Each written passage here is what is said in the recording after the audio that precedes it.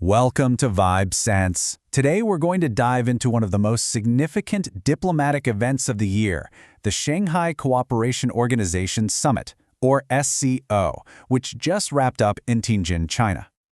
Now, this gathering was so much more than just a series of handshakes and photo ops. It really brings up a massive question about the future of global governance.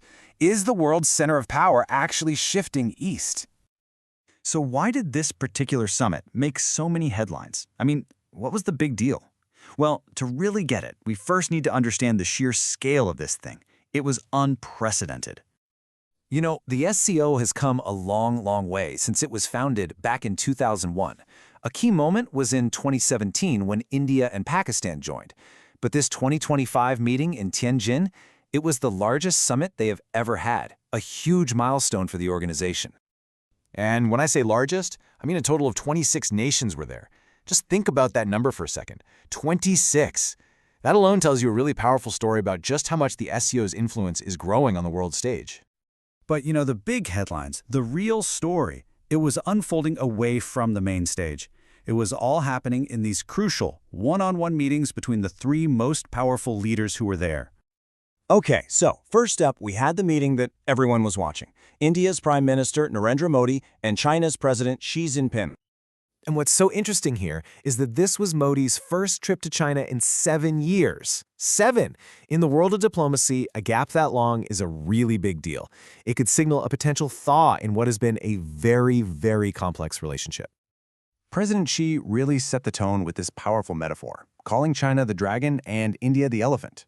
His point was that in a world that's feeling pretty unstable right now, these two giants need to find a way to cooperate. All right, next up was the meeting between Russia's President Putin and President Xi. This one was all about putting their deepening alliance on full display for the world to see. And their talks covered a ton of ground. Everything from their strategic partnership and regional security to boosting their economic ties. But critically, they also talked about recent contacts with the United States regarding the war in Ukraine. That's a major geopolitical signal right there.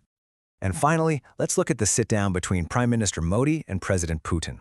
This interaction was really about reaffirming the long-standing, historically strong relationship their countries have had for decades. Now, while a lot of the specific details of what they talked about are private, the body language said a lot. The warm public handshakes, the informal chats, it all pointed to very strong ties. And you can bet that topics like defense cooperation and regional security were high on their agenda. Okay, so what does all of this add up to? All these individual meetings, these handshakes, what's the big picture? Well, when you zoom out, it all really points to two overarching strategic goals for the SCO. It's really a dual focus.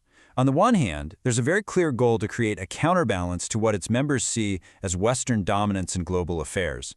And on the other hand, there's a really practical push for stronger economic and security cooperation just within the bloc itself.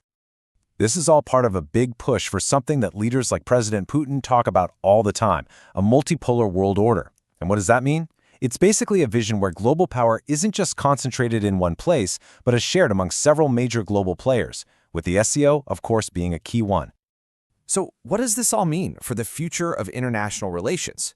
I mean, are we actually witnessing the beginning of a new global order? Well, just look at the steady growth here. The SCO is not a static club. This isn't an organization that's shrinking. It's consistently expanding. And that growth alone demonstrates a growing geopolitical footprint and a whole lot of ambition. So really, this summit leaves us with a provocative and, frankly, vital question to think about. As the SCO keeps growing in size and in influence, what will its vision of a multipolar world truly mean for the future of our alliances, for trade, and for global stability? That's the thought we're left with. Thanks for watching Vibe Sense.